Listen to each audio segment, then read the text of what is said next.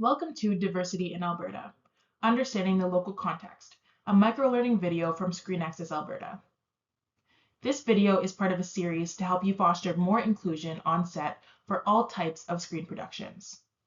To learn more about Screen Access Alberta's commitment to diversifying Alberta's film and television industry workforce, visit our website at screenaccessalberta.ca/equity.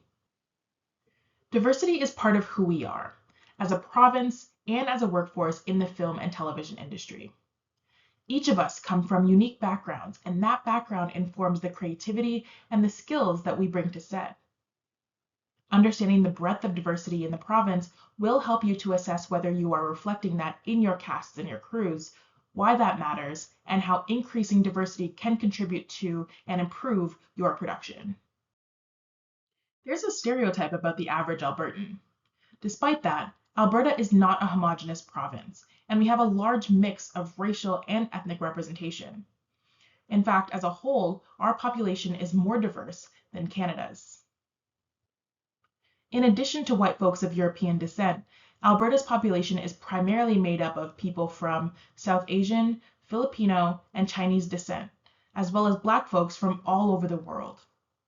In Calgary and in Edmonton, around 40% of the population identifies as BIPOC. The most recent comprehensive survey of the Canadian film and television industry by the Directors Guild of Canada in 2022 shows industry has less overall diversity than both the Canadian population and Alberta specifically. The chart here outlines that Alberta's population of white folks is around 65%, while the industry's white workforce is around 80%. And members of the DGC Alberta District Council is more than 86%. To date, no district council in Canada has BIPOC membership equal to the representation in the Canadian population. Despite working in a diverse province, the Alberta FTV industry's racial and ethnic diversity is lower than the national average of BIPOC members. The DGC's survey also tells us that their membership is made up of only 41% women, which is also lower than the Canadian population. Though some people prefer not to answer on the survey, fewer women have membership. A membership that reflects Alberta would see more women than men in the industry.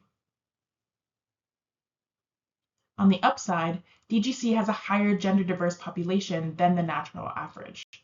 Most of that group includes non-binary folks and trans men. About 82% of members in the same census reported being straight or heterosexual.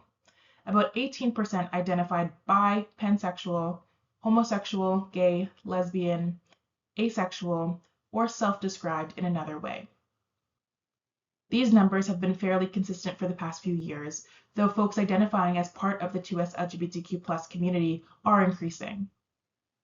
By comparison, Statistics Canada estimates that in 2018, about 4% of Canadians aged 15 and older identified as part of the 2S LGBTQ+ population.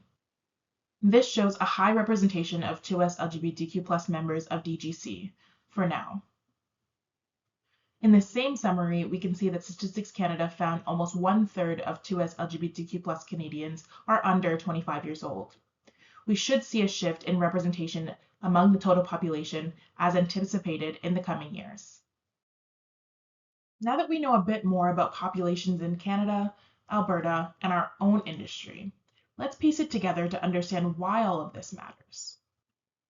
When it comes to diversity, we also see disparity among races, genders, and sexuality. On the economic front, white folks tend to earn higher incomes than BIPOC folks. Average incomes for white members of the DGC is nearly $83,000 per year, while Black members make an average of $73,000, and Indigenous members make even less at an average of $64,000. The pattern holds true for gender among DGC members. Men earn an average of $86,000, while women make an average of $78,000, and those who are gender diverse make an average of $54,000 per year. Lower pay leads to immediate problems in being able to afford necessities, but there are also long-term effects. There is less money to put into savings and against a mortgage, and this difference in wages puts more pressure on some people more than others based on factors that are outside of their own control. When someone holds more than one of these identities, we tend to see even lower overall rates of pay. This one-way intersectionality shows up in the industry. For more information on intersectionality, we recommend you review the intersectionality video that is part of this suite of training resources. It will provide you with additional context and information on how personal identities shape someone's lived experiences. Safety is another big issue. There's a lot of research on how BIPOC and gender and sexually diverse cast and crew experience their on-set work. They have experienced microaggressions, stereotypes, and a gap in crew skills. Cast and crew who are persons of color, members of the 2S LGBTQIA+ community, or both, continue to report fewer positive overall experiences on set. Couple this with continued underrepresentation of BIPOC and queer performers and crew members in the industry, as well as legislation in Alberta and across North America directly focused on the gender diverse community, and a less than ideal work environment emerges. All of this rolls into the Alberta film and television industry's growth.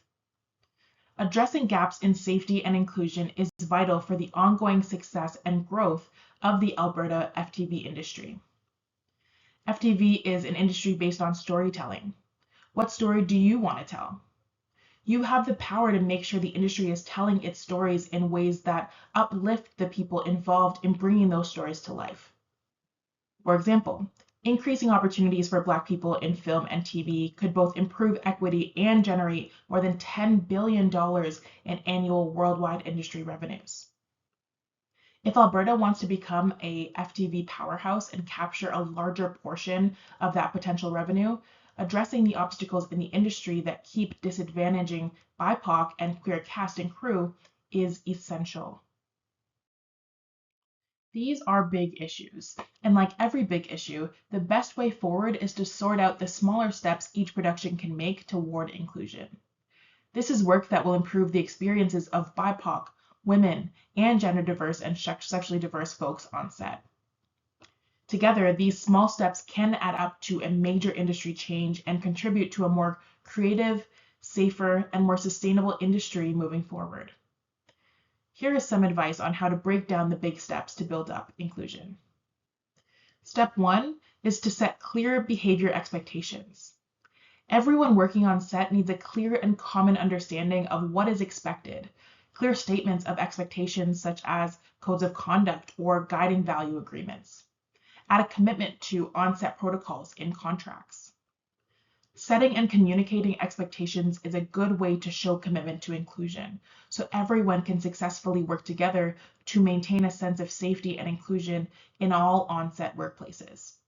But this goes beyond the contracts. It needs to show up every day on set, and there needs to be a way to safely report when people break these expectations. And that leads us to step 2, formalized processes. Formalized means putting them in writing and making sure cast and crew follow them. Processes to set up include clear industry-wide reporting mechanisms to uncover and address problematic behavior, easy to access industry-wide policies against bullying, harassment, and discrimination, easy to access industry-wide policies to preserve health and safety requirements, and on-set safeguarding officers to monitor and support the desired culture. These are all critical components of creating a safe and positive environment. The action plan for Alberta's screen production workforce, put together by Nordicity under a steering committee that represents unions, guilds, funders, and industry associations, offers recommendations you can use to set up these processes. Step 3 is cast and crew skills. On any production, we always want to make sure the cast and crew have the skills that they need to fulfill their roles. It's just as important to equip them with the skills to contribute to a positive, safe, and inclusive working environment. Think about pre-production training on unconscious bias, microaggressions, how power shifts workplace dynamics, and clear practical and tactical approaches to build inclusive sets, including what to do when safety has been compromised. Record who has completed training so you know who has up-to-date information. Also, collaborate with major industry organizations such as nonprofits, economic development firms, and the unions and guilds who staff on-set production in Canada. The connections you build can increase your success with training initiatives by avoiding duplication. Recording and connecting helps producers know who has the necessary training when they are hired, and new training can be easily promoted and accessed by all members of the film and television industry. Finally, step 4 is accountability. All the research we looked into about improving inclusion, equity, and safety in the FTV industry pointed to a common core: the need for protocols with clear accountability mechanisms built into them. These protocols need to be put in place along with mechanisms and legal responsibilities already in place. Cast, crew, and leaders need to be accountable for their actions, so their efforts towards safety will seem less like a checkbox and more like change for the better. Everyone on set needs to know that the rules will be applied, there is motivation to correct problematic behavior, and that reporting issues is safe to do. Setting clear and consistent expectations holds everyone accountable. And when everyone is taking responsibility, we make lasting change for all. Does it still feel like a lot? Putting together each of these steps will lead to a big change. Keep making those small steps toward a better outcome, one step in front of another. We have seen this type of change in film and television productions before. Think about intimacy coordinators, for example. Just 10 years ago, there was no formalized intimacy coordinator role on set. But by setting expectations, formalizing the process, making sure folks had the knowledge and skills to work with them, and creating pathways for accountability, intimacy coordinators are now commonplace in the industry, keeping safety and consent active in all scenes with nudity or intimacy. So change is possible. Change that welcomes more diversity into the film and television workforce and helps the industry reflect the stories of Alberta, on screen and off. Thank you for taking the time to learn more about the Alberta context as it relates to diversity in the film and television industry, so you can promote better on-set inclusion. For more information, microlearning videos, and resources to help build inclusive on-set experiences, visit the Screen Access Alberta website at screenaccessalberta.ca/equity.